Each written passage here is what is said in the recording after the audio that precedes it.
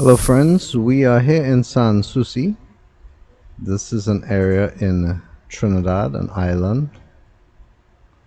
It's part of a country called Trinidad and Tobago, and that little map on the left is showing you the northeast of Trinidad and the path that we're taking. We're on the Paria main road. We would have been facing west there, and now we're going north. Well, no, now we're going south, and then we will be going further east because the road kind of zigzags. If you didn't see the first part of this road trip, because this is more or less the second part of a very long road trip in the driving through the mountains of Trinidad.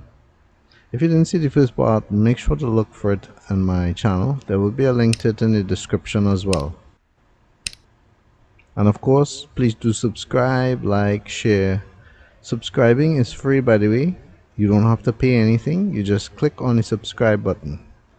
If you click on the subscribe button and you're asked to log in, that's because you need a Gmail account. A Gmail account is an email account. You just grab one, it's free, and then you'll be able to utilize YouTube. But you know, if you do subscribe, make sure to use a Gmail account that you actually frequent. Otherwise, you'll be removed by YouTube at some point for inactivity. Okay, sorry for that long explanation, but sometimes I get questions, the same questions over and over and over. Certain things that I need to answer, and some things I might rehearse. I know some of you are dedicated fans to JB's Man Cave and you watch my videos often, and you may hear me repeat myself often, and that's because people ask the same questions often. And you know, sometimes it's, you know, there are billions of different videos and millions of different channels, and you know, people aren't even aware that there's a JB's Man Cave. So they come to the my channel the first time, and you know, they're like, okay, this, that, the other. They have a question. They will ask me, oh, you should record this or record that. Things that I've recorded so many times already. You know, they haven't really looked at the channel. They just look at one video and they start giving their opinions and their requests. However, for them, I often have to repeat myself in these videos. So if you find that I'm repeating things that you've heard me repeat in other videos, that's the reason why. So we are going up a mountain. We are ascending in the mountains. This is the northeast of Trinidad, which is an island in the Caribbean. Trinidad is part of a country known as Trinidad and Tobago. Tobago is a smaller sister island. And today seemed to be motorbike. There are a lot of motorbikes passing. Very interesting. Sometimes as you're driving through, you'll pass through a lot of these little communities. They aren't built up much, but you see some residence houses kind of bundled together, and they form this little community, and then it'll go back green again. But I have always wanted to get the feel of living in a community like this that's very small and remote. You know, just to see what it's like to be in community life. I would imagine that people here are very close-knit, know each other very well, and very protective of each other because they are so isolated.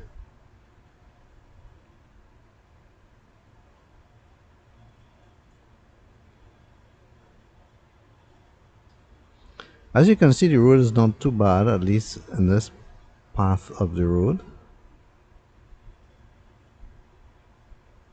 Sometimes it gets really bad, almost looks like a trail or a track, and then other parts it's pretty good. You know, for instance, it had road markings there, a nice bridge, and seemed wide enough for two vehicles, but here now it goes back to a kind of a narrow road, no markings, and maybe only really suitable for one vehicle at some points.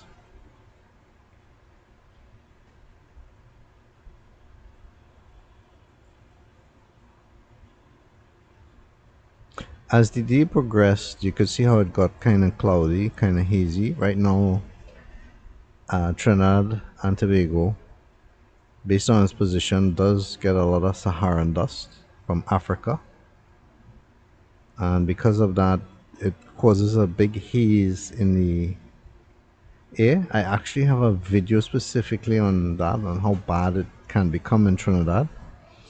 Literally, like if it's a fog at times. Despite that, we are here in nice fresh air, going through these green roads, all the green around us. I just love that. I love nature. I like getting away from concrete.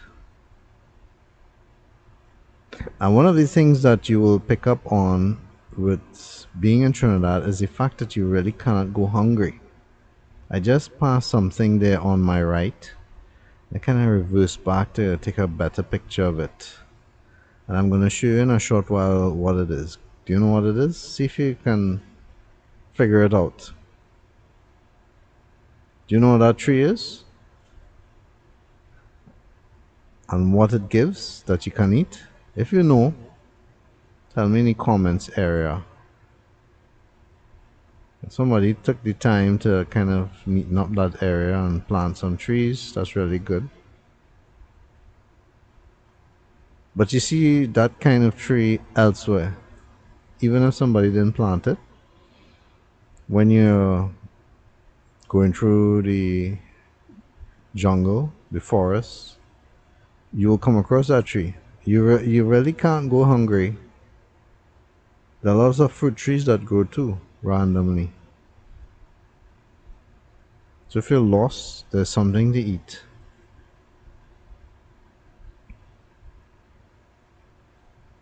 We continue our ascent, and this road takes us all the way. Our final destination is going to be Matelot.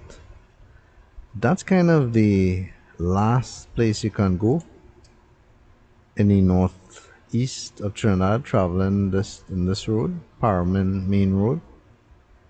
Can't get any further than that. But let me tell you, this is a very nice drive.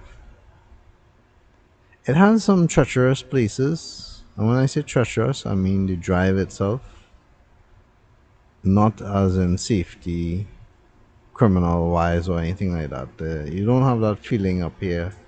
Though it is a bit isolated, you don't feel like, oh, my life is in danger or anything like that. No, it's nice and peaceful. Seems relatively safe. Earlier, saw a police patrol there. I guess they pass through this road ever so often. However, besides that, I'm talking about the safety of the road. It can be, see like how we just passed that one lane bridge. I mean, you have to drive carefully. You can't be speeding here like, if it's a race course. Because some of the roads make a sharp turn, and sometimes you'll encounter a lot of depressions in the road or large potholes. And going in one of those could cause you to lose control of your vehicle. So, take your time, go relatively slow or at the speed you're comfortable with, but do not race. Sometimes, as I'm driving on roads like this, you will see cars that, fly past me or go fast, but, they probably live up here. They know all the roads, they know all the bends and everything, and they'll be more okra with maneuvering. But if you're coming up here and you're new, just take your time. There's no glory or heroism, or you're not going for a award to reach faster than everybody else. I would say it's a medium drive as far as difficulty. If you're a new driver, you should be able to handle it. Once you stay to the left, by the way, in Trinidad and Tobago, we drive on the left side of the road. And of course, you could debate whether that is the correct side of the road. Those who drive on the right side will, I'm sure, say that's the better side. Nevertheless, if you keep left and you drive at a safe speed, you should be okay. I'm driving a truck, a D22 Frontier, and it's a 4x4. I don't recall having to use the 4x4 here, but I do have to use low gears. It's a manual, and so I tend to be in 2 and 3 a lot, hardly 4. Right now I'll probably be in 3, and sometimes if the turn is sharp and going up, I might have to engage 2. Something that we do a lot too is also beep the horn when you're going around the corner because you can't see. By the way, this is Monte video, small village on the way to Matelot.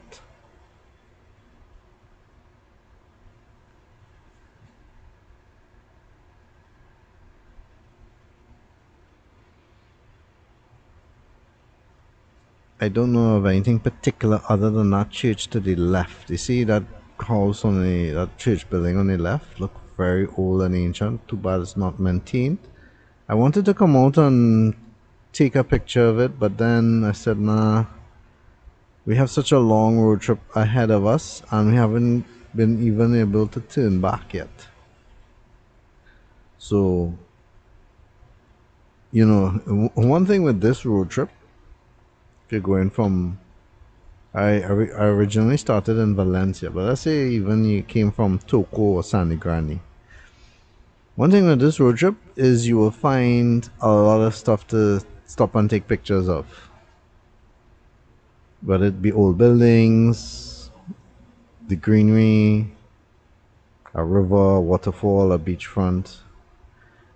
There's just a lot to take pictures of, and you could find yourself stopping until you really don't reach your destination. Now, also in this part where you're leaving Souci and you're going towards Matelot, you'll notice we are no longer on the beachfront, and that's because these roads kind of zigzag in the mountains in the green away from the coastline. So if you find like, hey, I'm not seeing the coastline, don't worry about it. At some point you will get close to it. I believe the best way is when we reach the nearest river, Grande Riviere, which I have a video for. What I do with these road trips is I record them in 2.7K.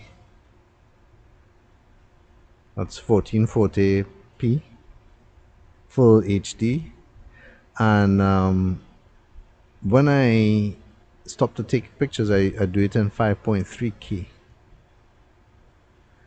So the resolution is different. Because of that, I separate the videos. The parts where I come out and I specifically focus, whether it's a beach or whatever, I record those as separate videos, and then link in these long videos the poster for it or the link to it so you can see what I stop to look at.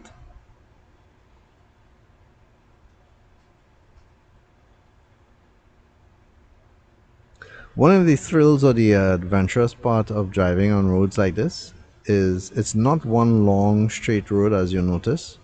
So it's kind of like as you bend a corner, it's like, okay, what's next? What's gonna happen? What are we gonna see? What are we gonna encounter? Is it gonna be a good road, a bad road? Is it gonna be a car around the corner? Is it gonna be something we never saw before? It's kind of like a little adventure in itself, just driving here.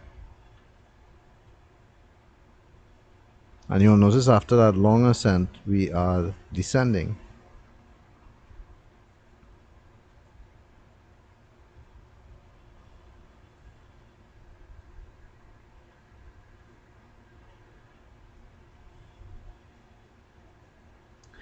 Now, sometimes people will ask me why I don't talk more about food. Well, I know food is a big thing for people, but it's not really for me. And because I am a vegan, which means I do not eat any animals, no dairy, no animal products, nothing like that. It would kind of limit the things that I would cover. So, I'm not going to cover stuff that has meat in it because I'm opposed to the eating of meat. For me, for people, they see it as chicken or beef or pork. I see it as the actual pig, as the actual bird, and you're just basically killing eating a dead animal. Really, when you think about it. For sustenance, the earth itself has all the nutrients you need.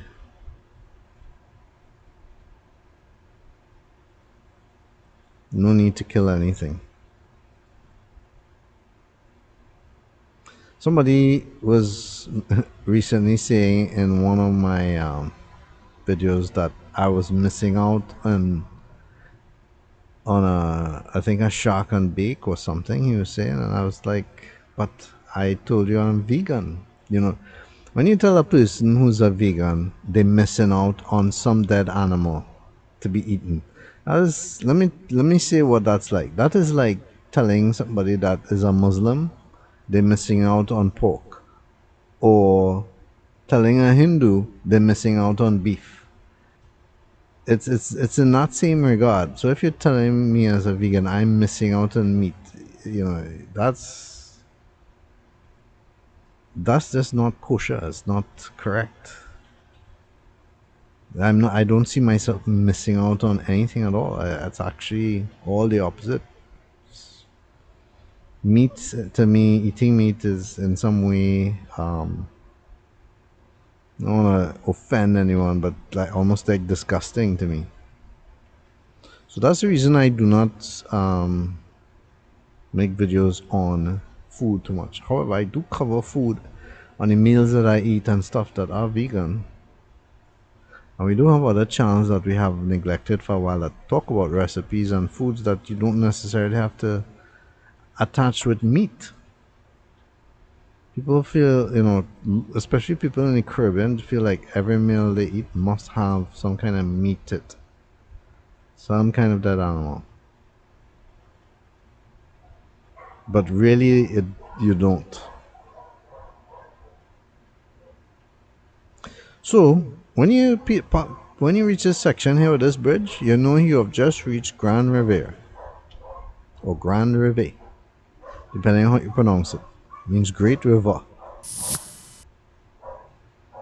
And I am pausing to look at it, and I have a video for that, and I am going to link it in the description, but you can also see.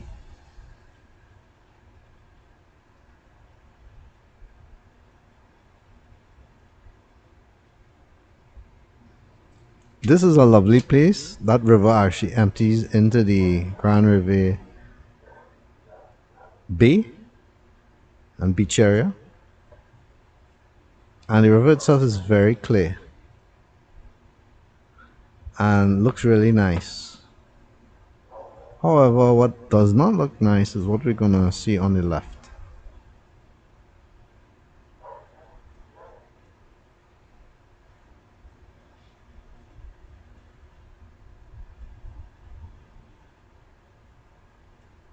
Yep. And the sad thing about it is this is sort of like the entrance to Grande Riviere Village. And they count on a lot of tourism here besides fishing or whatever else they do to make money. But I don't know. We could do a lot better in our development with regards to making places, aesthetically correct for eye candy purposes rather than trash bins and trash everywhere. Some places have that rundown look, and it's really not necessary. It just takes a little effort to make places appealing, especially a place like out here where there's so many little restaurants, guest houses and stuff. People as a community need to get together and ensure that people keep the surroundings good, and that sanitation workers do their job in picking up the trash on time too, because other times if the trash is not picked up, it will just mount and fall over, and then animals will come and get it, and you know ravage the bags and open it up and the trash will go everywhere and so forth. Now there are a lot of offshoot roads that sometimes I wish I could take, but I just can't take it because again I would never reach Matelot, and to come out here it takes so much time. We started this road trip already. I'm from the near the capital or the west side of this country, which is a place called Port of Spain on the west. And a trip to here would take many hours. I think we started like around 9, past 9, somewhere there. And it's around 2 after 2 now, something like that. Yeah, so you spend a lot of hours driving, and the main reason for that is, as you can see, the roads. They are so winding and so small that you cannot really pick up speed. Now, the nice thing is you're starting to see the coast on your right, and a lot of places here have some really nice shots that you can take. When I say shots, I mean photographs, video, whatever. And on the way back, I will be stopping in some of these areas so you can see. However, in what you call it, in planning for the future videos, like for instance Matelot back to Toko, I usually present the videos that I recorded in 5.3K first. So look out for those videos that will come out showing different parts where I stopped.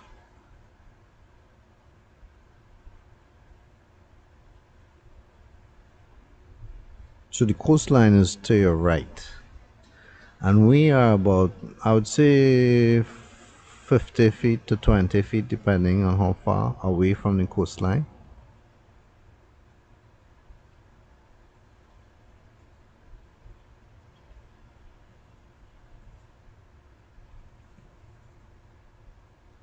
Here's a good lookout. It's kind of obvious when you see it, but it shows you'll be able to see the Grande Riviere Bay, and that's the video that I used to show it off. So if you want to see the full extent of that bay, I called it the Emerald Sea because the color of the ocean was very brilliant. Despite being so cloudy, it was still showing that kind of aquamarine color. Now check this road. See how it's broken and kind of slipping? It's very dangerous. It's kind of the land is shifting into the ocean. And if that's not seen about, eventually it will break up and actually fall in the ocean. In fact, the irony of it is that just recently, that road to Maracas, which is another part of Trinidad in the north, that's more northwest of here. There's a road built by the North Americans during World War II, and a part of that road that actually looks pretty good, looks paved, broke apart and fell off or slid down the mountain, and the police had to come, stop traffic, turn people back, and so forth because it was a danger to pass. And that piece of road wasn't even showing signs of falling, so you just have to be careful. Now this area here would be Homard.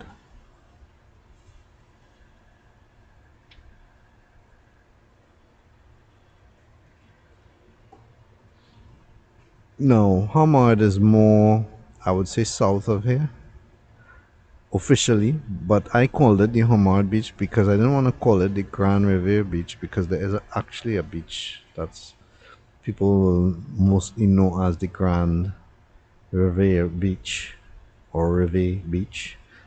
So I call this one Homard because it's kind of a small beach area, but really nice and picturesque. And I made a whole video just for it.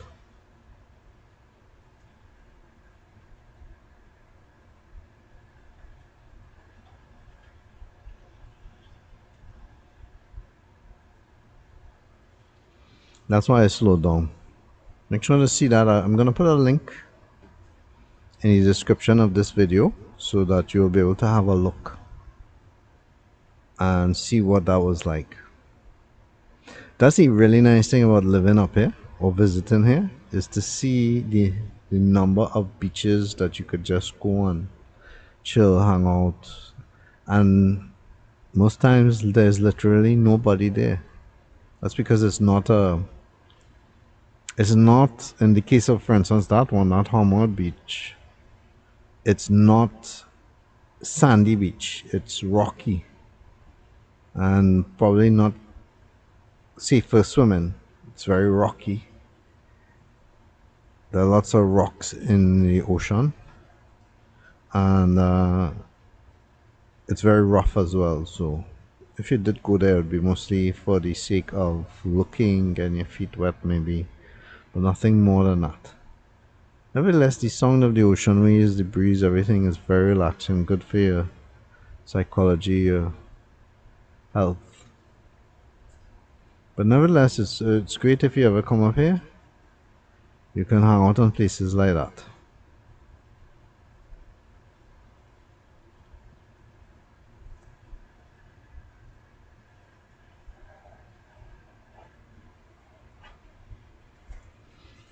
And at some point too, you might feel, wow, when are we going to reach Matelot? That's how the trip is, huh? It seems like it will go and go and go forever. I know if probably you live up here or you frequent up here, it may not seem as bad. The more you frequent an area, the faster the trip is for you, no matter how long it is. But if it's your first time coming, you feel like, wow, this road never stops. And in a way, that's some of the beauty of it. However, if you're the kind of person that gets nauseous or may have some vertigo, you can't take the constant going left to right, wrong corners, up and down, then you may need to do some stops. The way I did this video, it looks like we never stop, but we do stop. Sometimes take some footage, take a 5-10 minute walk around. If you're going on a long trip, that's the best thing to do. Get out of the vehicle, walk around, have some drink around, like water, take a cool off, take a splash. If you have like sanitizer or whatever, use it to cool yourself down before you get back in the vehicle. Stretch your legs, do a few squats, get the circulation going. All those things help make the ride more enjoyable.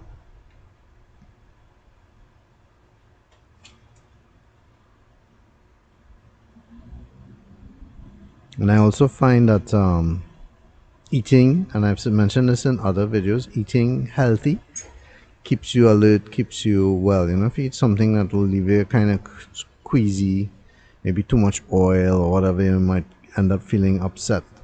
So try your best to eat something good, fresh fruits, vegetables, those things. Go through your system well without causing you any need for feeling upset or getting acid in your stomach or whatever. The idea here of a trip like this that's this long is to enjoy it, not to feel like if it's a pain or a bother or making you sick. This is especially true if you have children or even adults that may be nauseous. Make sure to cater for them. Don't force them to push through a drive like this. Do a lot of preparation. Some people, they take medicine. I don't know, I'm not a medical doctor and I will not recommend anything, but some people take nauseous medicine or anti-nausea medicine in order to prepare for the trip. So whatever you have to do, but like I said, go easy on the kids. Don't think that they are just, being party poopers. Not everybody can handle this.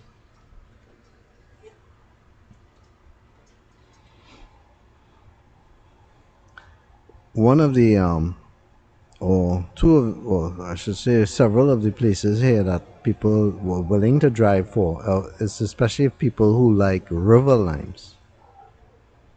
There are two rivers, no, major rivers I should say, that along this route. One is called Shark River, which we will pass at some point, and the other is of course Matelot River. Both of them empty into the ocean, very close to the ocean.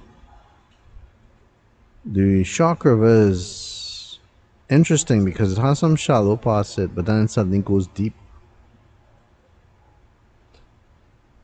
As I've said in my other videos, I'm not a fan of river bathing. And people ask me why I don't, because, well, not to put you off, but in my opinion and from my research, there are a lot of diseases that are carried in fresh water. And with fresh water, you would need to know where that water is coming from, to the point of where you are accessing it.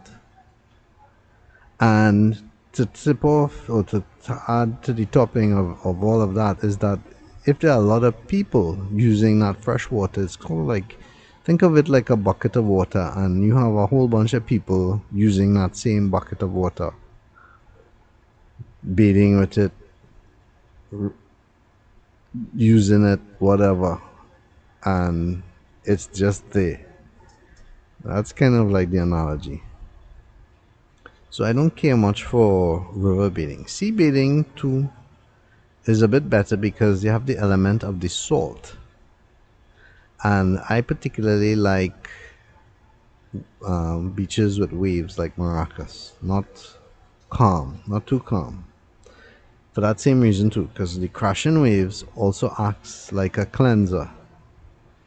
Because I mean, I don't want to upset anybody, but the kinds of things that you see people do in the ocean, the kinds of things that you find in the ocean and so forth, is a real turn off. And thank goodness there's actually sea salt to mitigate some of that. I can only imagine if it's fresh water. And what we are coming across now, you see all these cars, it's because it's by Shark River. Now if you hear a lot of dogs in the background, that's because I have neighbors with dogs that don't know anything better to do than to constantly bark. Anyway, this is Shark River, and I have a separate video for that.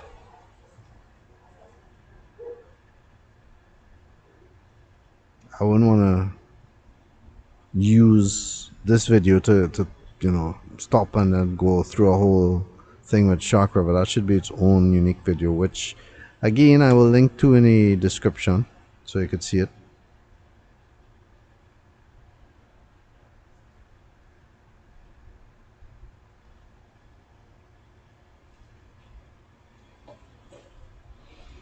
And one of these things too is when you pass places like that bridge or whatever, it also acts as a marker to let you know how far you are from other places. So that kind of lets you know, okay, we're getting very close to Matelot proper, that is.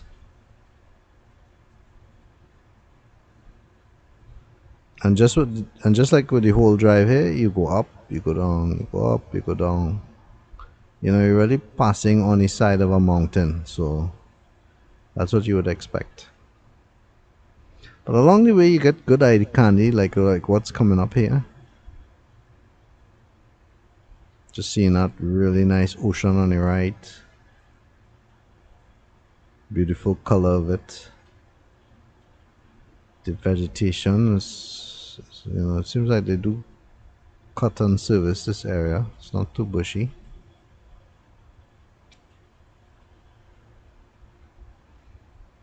And again, you could keep stopping here constantly to take pictures, but You would just be like all day taking pictures. You will never reach your destination. I mean, I could actually imagine myself coming up here just to stop and record along the road, not really feeling like, oh, I need to reach Matelot, just going with the flow. But I caution you to actually leave really early if you want to do that. Or unless you have a place to stay when you're up here. There are a number of beach houses, guest houses here. I don't know how much they charge, but you could find out if that's your plan. You see there are a lot of lookout areas too. People stop to check or lime or have a picnic or whatever.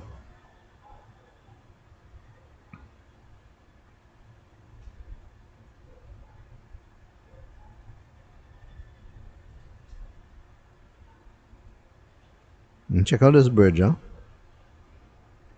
No railing, right? Old wooden and rickety. When I got there, I was like, wait a second, this is the bridge? On my way back, I actually stopped to take a better video of that bridge, and I will have a separate video for that. And you're thinking, why would I make a separate video for just that bridge? Well, when you see, you'll know why. There are actually a couple of bridges like that. And that's the first one. There's a second one coming up.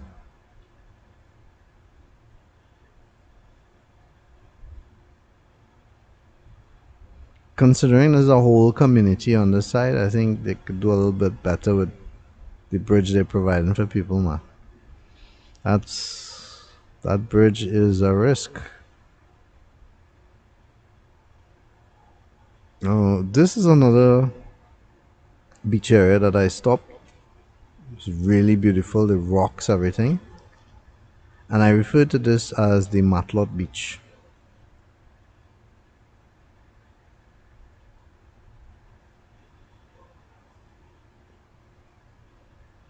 Now there's another beach, huh, that people may refer to as the Matelot Beach, but I don't want to mix up the two. Where the river is, that's actually called the Matelot Bay. Which, I mean, it could be a beach too, yeah? But they call it the Matelot Bay, the Matelot River, Matelot Bridge. So I'm referring to this particular spot here as the Matelot Beach, just to give a difference. You see, this bridge looks more secure, more sturdy. Something like that should be in place of the wooden one. And again, you'll notice there's nobody on the beach. You can't see too well. The first part where we passed before the bridge, that's really rocky, just like the rocks you're seeing on your right. And then somewhere around here, there's actually some steps. I think it's right here, right? You see? There's some steps that you could go down. It's still rocky, but not as bad. And you could go down and get your feet wet. However, I strongly advise against trying to swim there. Because of the rocks, the danger, there isn't a lifeguard or whatever. So, when you start to see a lot of houses and stuff, you know you're in Matelot proper. That's what this place is. And here, it's very interesting because everything is built on the mountainside and the roads are small and go up and down various turns and stuff, and we are going to do that now.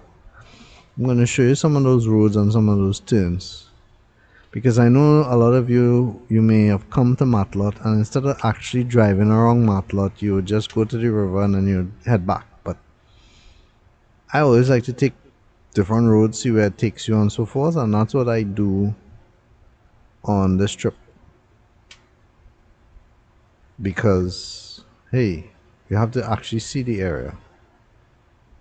And there was lots more that I could have seen, but again, time was against me. I like this, what they did with this house on the right.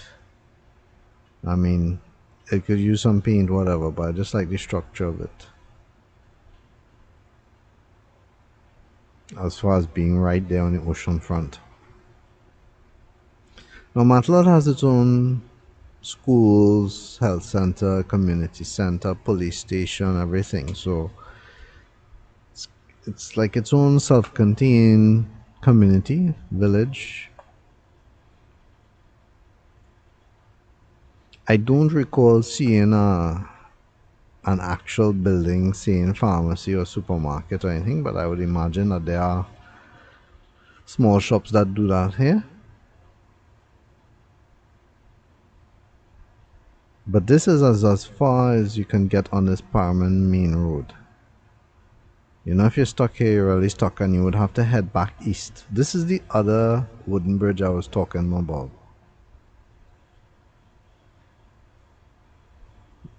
And that one I also stopped to take some pictures of, and you would see why I did stop.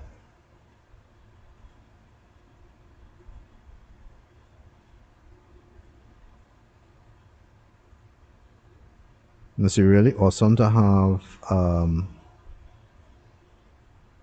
a beach house out here, you know, just you know, I could easily see myself living out here if I really didn't have a need to be around the city life, you know, or count on the city life or my job. I had a job at home or a job that was just based out here. Yeah, why not? Closer to nature.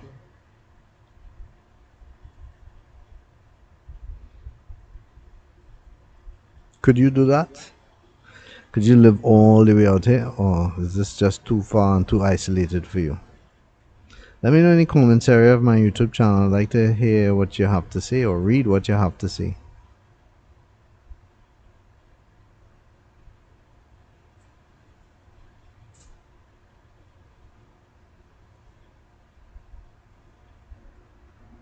So when we come up on this ridge here, I believe we will start getting to some of the more adventurous roads in Matelot.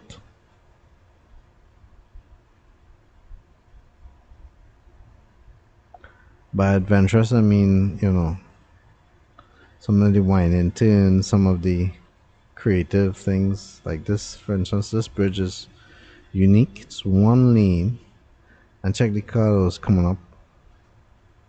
You know, you really can't pass with two vehicles. One would have to give way.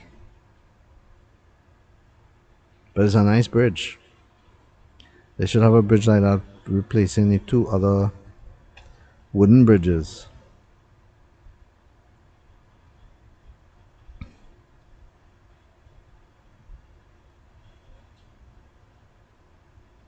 It must be really expensive to bring materials here to build, boy. Wow. Can't imagine the kind of transport costs for that.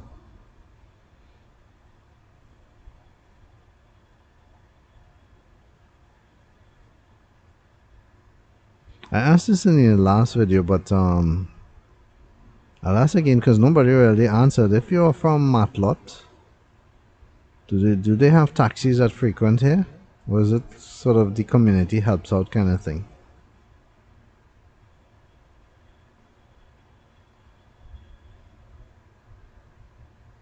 I guess you would just must have a vehicle or you really would be in trouble.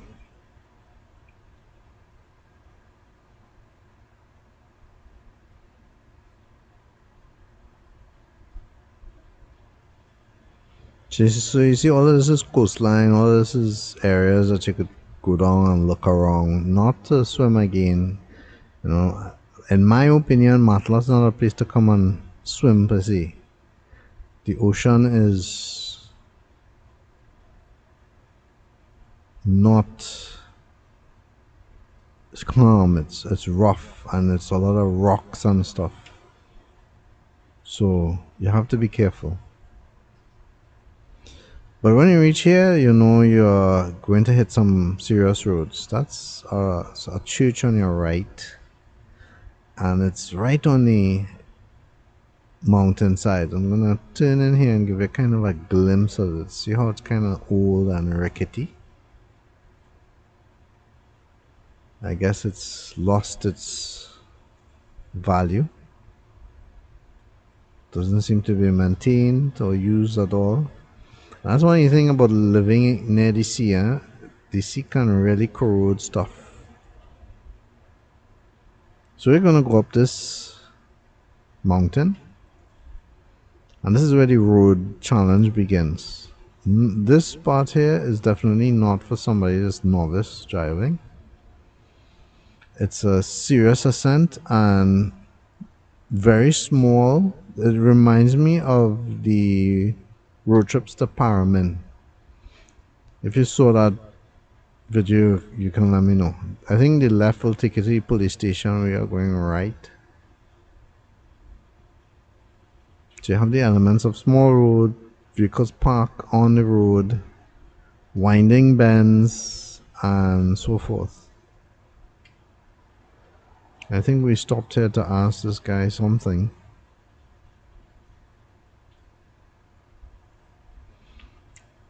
By the way, if you ever feel like you're lost, don't be shy with asking Trinis for directions. Just look for somebody that looks like they know what they're talking about. And I would ask 2-3 people, because sometimes everybody has something different to say, but mostly Trinis will help guide you. Look at this house on the left, built out of stones and rocks. Very interesting. It reminds me of a house that I used to see in England called the Ugly House. Now, I'm not saying that house is ugly, but I'm just telling you. Look at this path here on the left. Was that even a bicycle path or a road? Looks weird, doesn't it? But we're going to take it later in this video, so make sure and stay tuned for that.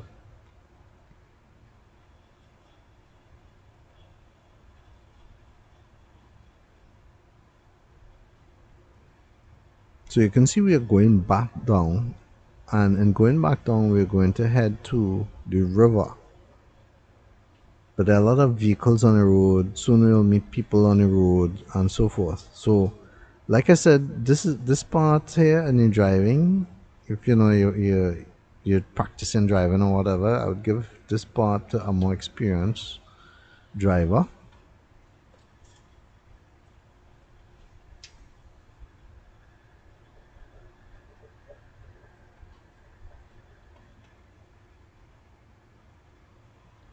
The bends are a bit tough too. But with this bridge, when you see this bridge, you know you have reached the Matelot River, because that's what you're crossing right now.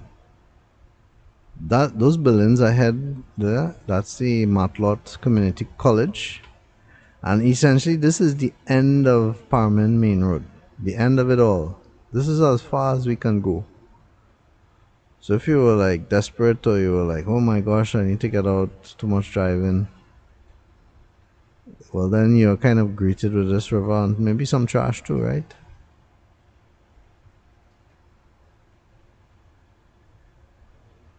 That's the sad thing about beautiful areas in Trinidad. It's just with trash everywhere. Look, trash there again. Trash on the right, trash on the left. Interestingly enough, there wasn't trash in the river as far as I could see. Anyway, this is the Matelot River.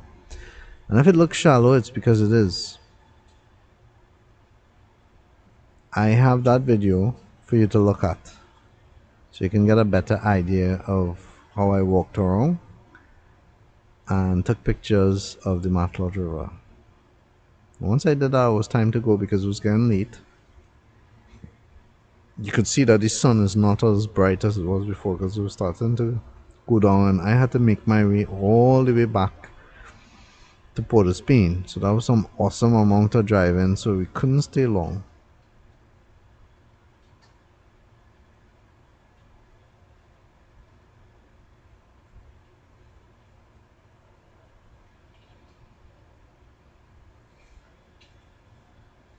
However, like I said, I can't just head back, right? So we are actually gonna drive around Matelot. This turn here is incredibly sharp. There are other vehicles and people coming around. It's not gonna be easy. I had to really change gears here, and I think I had to use 4x4 in order to get up. It's very steep. It reminds me of Parman.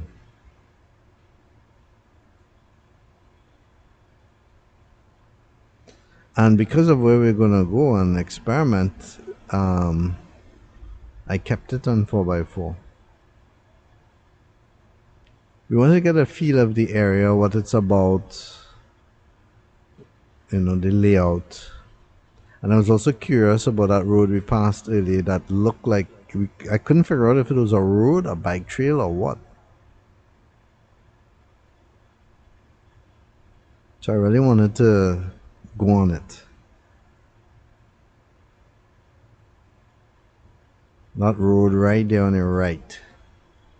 But because of the way it is, it's too sharp. I can't turn right there. And I really can't turn around here. There's the house made of stones. So it's kind of weird.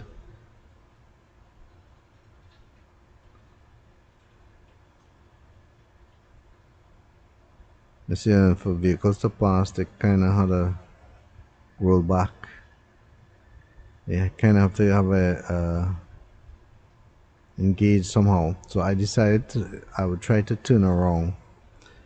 But in order to do that, I decided, you know what, instead of turning around there with other vehicles behind me, I went back down to where that church is.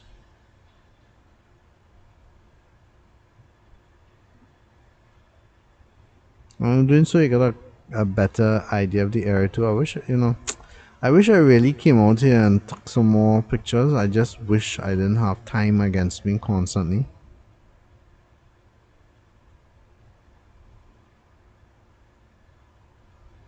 And now that I turn around, we go back. Because I want to tackle that road.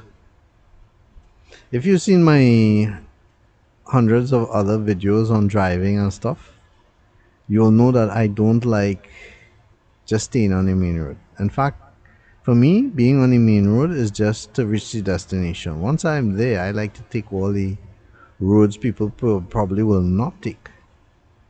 Because that's where the adventure is, where it starts. Not these boring, normal roads everybody takes.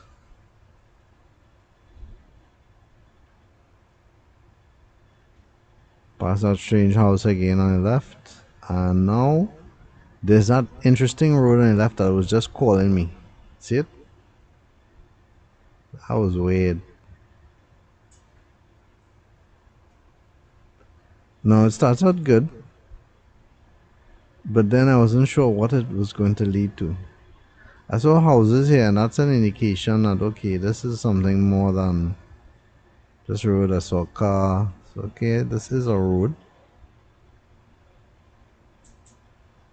Then I saw cars on the side. I was like, wow, there's hardly any places to pass. And the nicety of the road just stops there. Now it turns into what looks like, I don't know, an abandoned track or trail. It's kind of weird. I'm always wary too. If you see how that house is on the right there, and it's right next to a road like this, if a vehicle was to slip and fall or someone make a wrong turn, that vehicle will be going right on top of that house. Really should have a barrier there.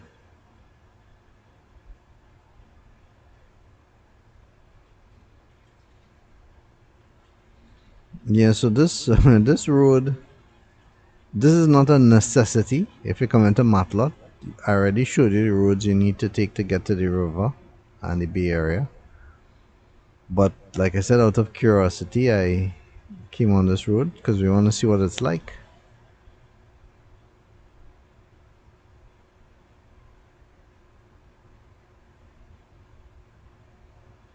At least it's not muddy.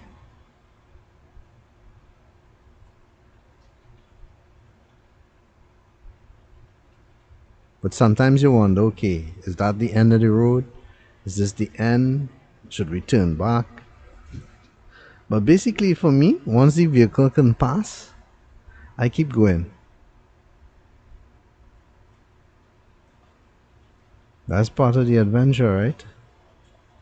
Let's see where it takes us.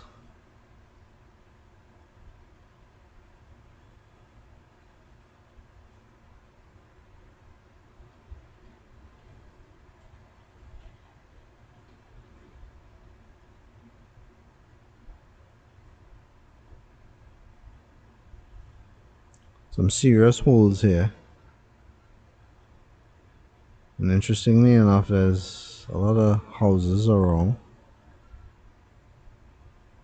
And what I came to figure is that this road acts like a loop. So this is another road that you can use to get to Matelot River, but obviously not the first choice, right? It would probably make a good secondary road if the main roads were somehow blocked, which I doubt they would ever be, because it's an isolated area and there's not going to be so much people there that there's traffic.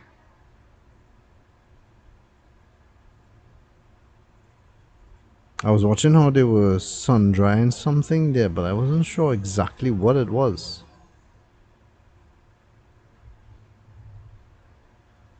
By the way, as far as the people of Matelot, like most country areas and people who are living closer to nature, they're friendly.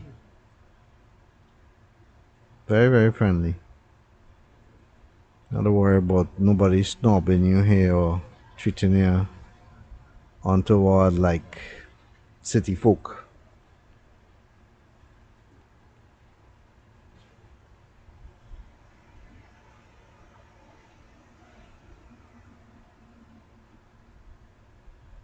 It's important to, when you're passing through areas like this, to also show that you are friendly. Yeah? Wave, good morning, hello, good day, whatever.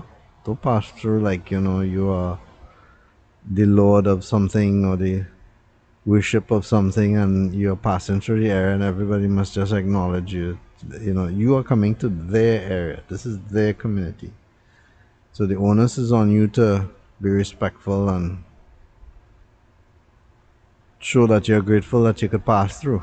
So what did you think of this road trip? Soon it's going to end. I'm going to go back to the main road from here. Please do make sure to subscribe. It's free. To like, to share, let your friends know.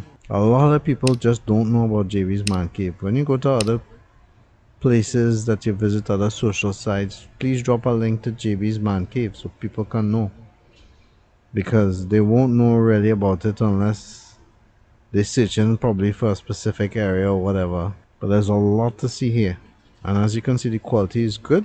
And if you so wish, feel free to make a monetary contribution.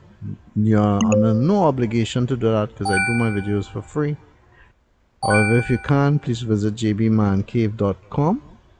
There's a donation button there, you can use it. Thanks so much.